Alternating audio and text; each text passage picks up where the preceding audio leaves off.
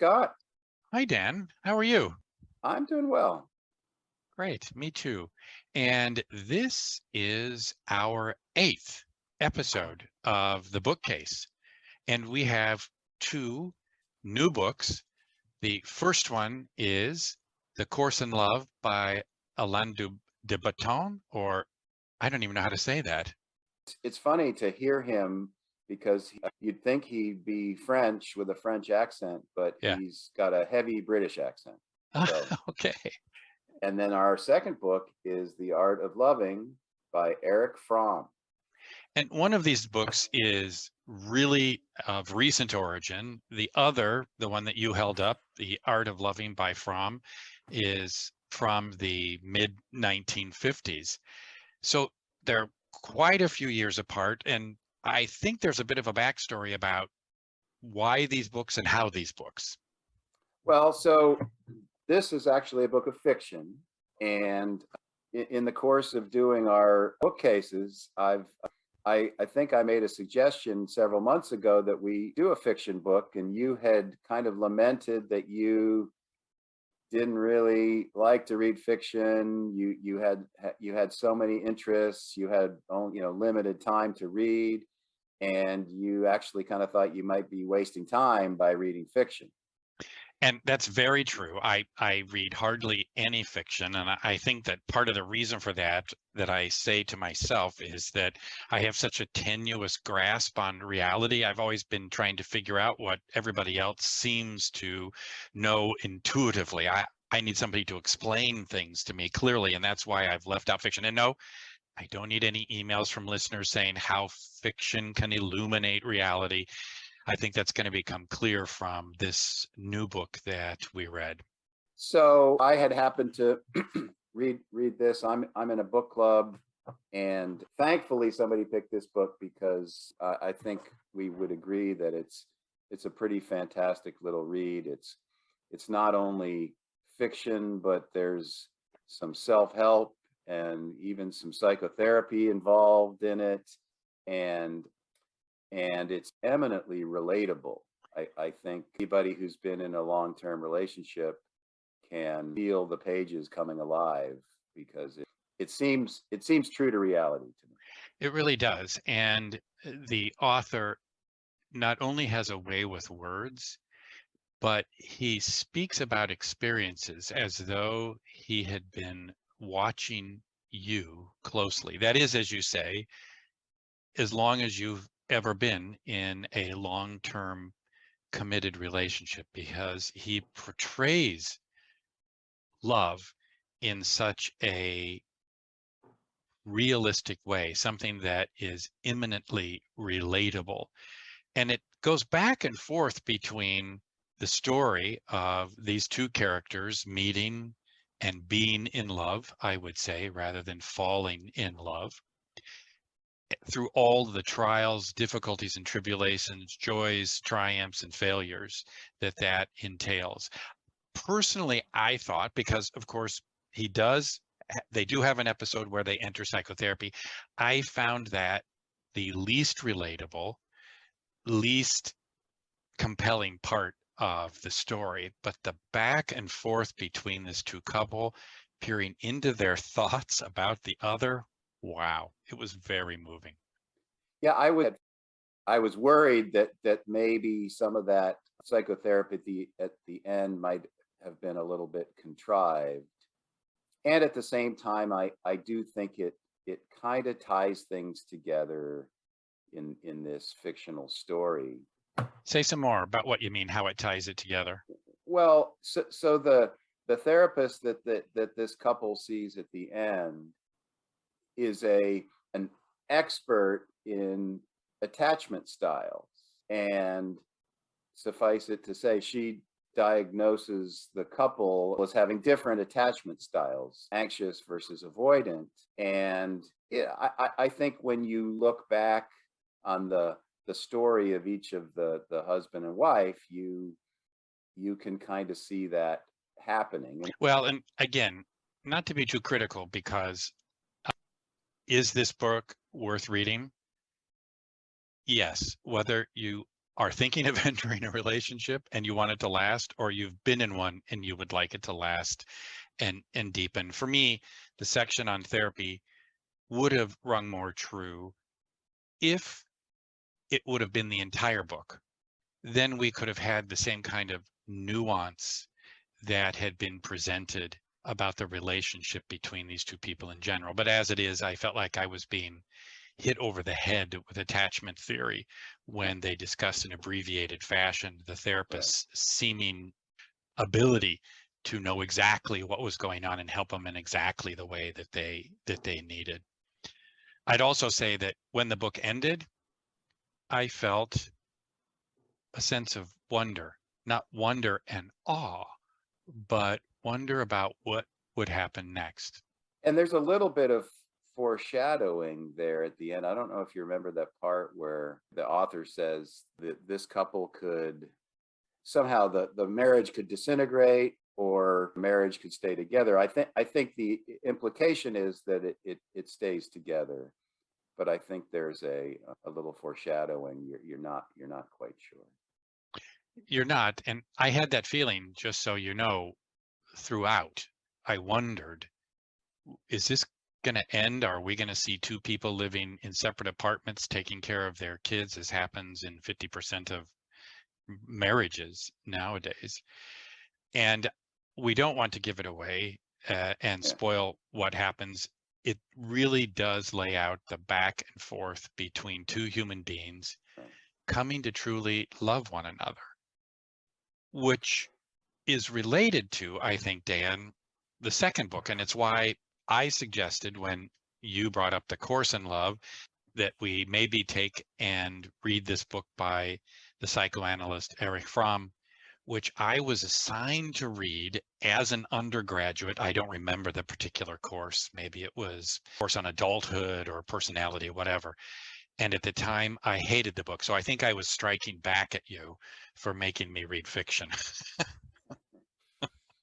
Yeah, and so the way I read these books was I first read this book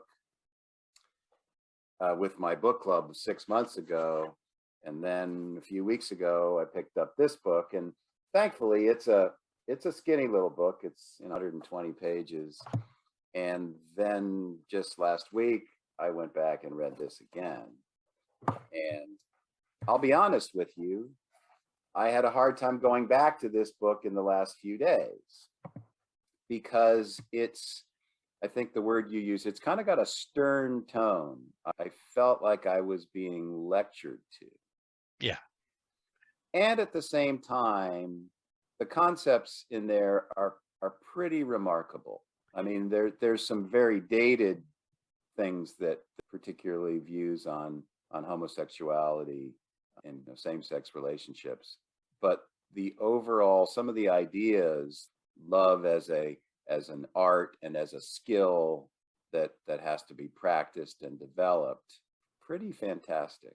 It's amazing, because you have to wonder why, of all of the books that Fromm wrote, and he wrote many, this book has remained in print since 1956, I think, was the first printing of it. So there must be something in there that cuts across ages and cultures, since it's enjoyed such longevity.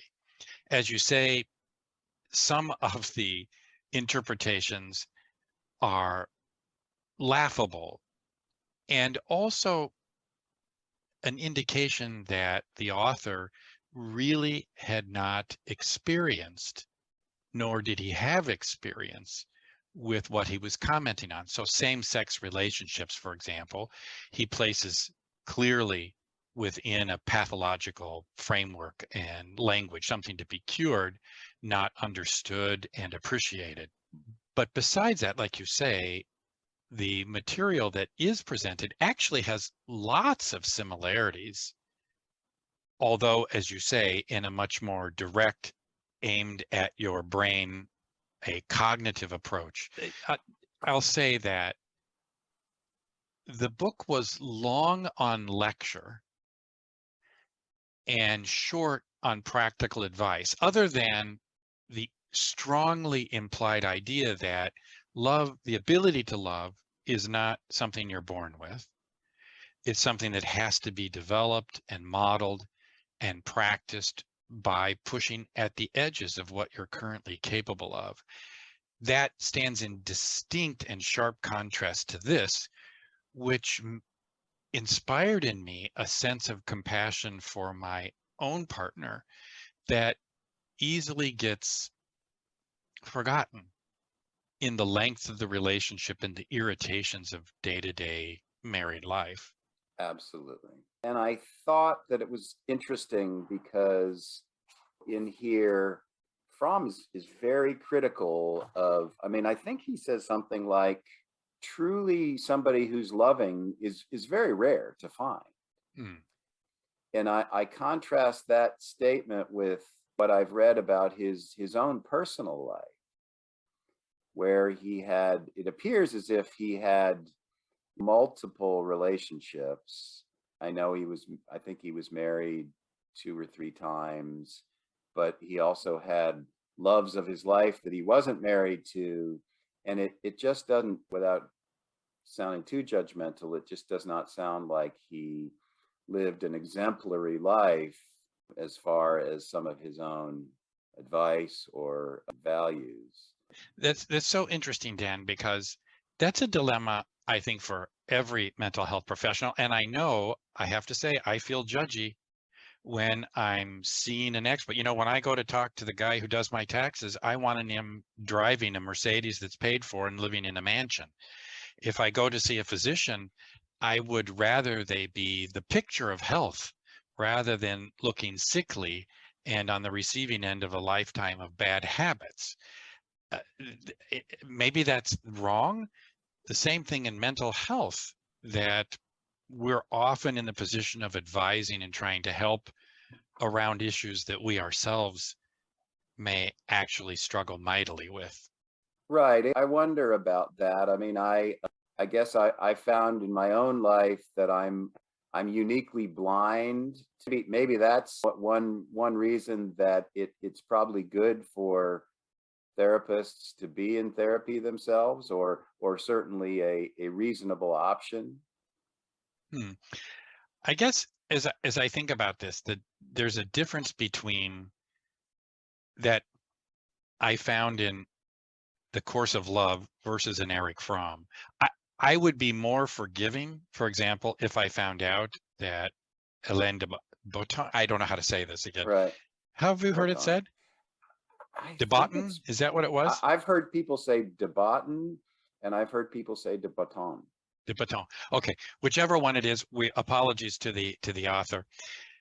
I would find it much more easy to forgive Hélène de Botton if he struggled in his relationships than I do Erich Fromm, because Fromm takes this position almost of an expert, of someone who is better than the rest of us at this. He's, as you said, lecturing us, whereas Baton gives you it's not an ideal picture. It's not a romance novel, which I have to tell you, Dan, when you recommended this, I thought, okay, I'm going to be reading about Biff and Barbara, who are perfect physical and emotional beings that go off and have a torrid and amazing sexual relationship that lasts the rest of their life in Provence, someplace beautiful in the sun in the Mediterranean. All my fantasies. I would be more forgiving of de Botton than I would have Fromm. Right. So Right. maybe that's the picture. Maybe that's the moral of the story. And I think, I don't know if we've mentioned it, we've kind of skirted the subject, but this book goes back and forth between the story and then a kind of I don't know if it primer is the word, but it's a series of little paragraphs about romanticism and this, in essence, misguided idea of what romantic love is, or the theory of romance. And I think one of the really interesting concepts about that is that where you meet a couple and you're always, well, how did you meet? Yeah. You know, where did it start? Yeah. And there's this focus on this time when they're falling together in love. And that's just a very small part of the course of a loving relationship over a long period of time. And yet, as a society and as a culture, we're way too fascinated by this spark that ignites things rather than the fuel that keeps the flame going over all those years. And a longing to return to that at some level. You see it in movies and in books. And again, that's why I was worried about this particular volume. And that's also something that Fromm addresses head on, that the notion of romantic love is a very recent phenomenon, that its duration is very brief, and that the big challenge in love is moving beyond hoping that you find somebody who loves you to developing your capacity to love others first and foremost. And it's an interesting development that happens naturally and over time in here, but which Fromm speaks to directly in almost that, as you said, stern lecturing voice. And I don't want to come down too hard on this, because I do actually think it's a very useful thing to read. At least it changed my thought process in my head about even myself and how I can become more loving in general. And so even with its stern tone and some outdated references, I do think it's useful reading for pretty much anybody. In fact, 66 years on, it's amazing how prescient his words are. He essentially predicts the epidemic of loneliness we have in our culture, the inability of couples to stay committed to one another, the division inherent in our US politic and in social media. All that is predicted decades and decades before it occurs. Yeah, and not the least of which is all of the distractions. Back then, the distractions were smoking, drinking, reading. Can you imagine him today looking at dating apps and the commodification of relationships and worth of a human? Yeah, absolutely. So I guess our recommendation for both books, Dan, would be they're worth a read. They are, absolutely. Perfect. Thanks, Dan. Thank you, Scott.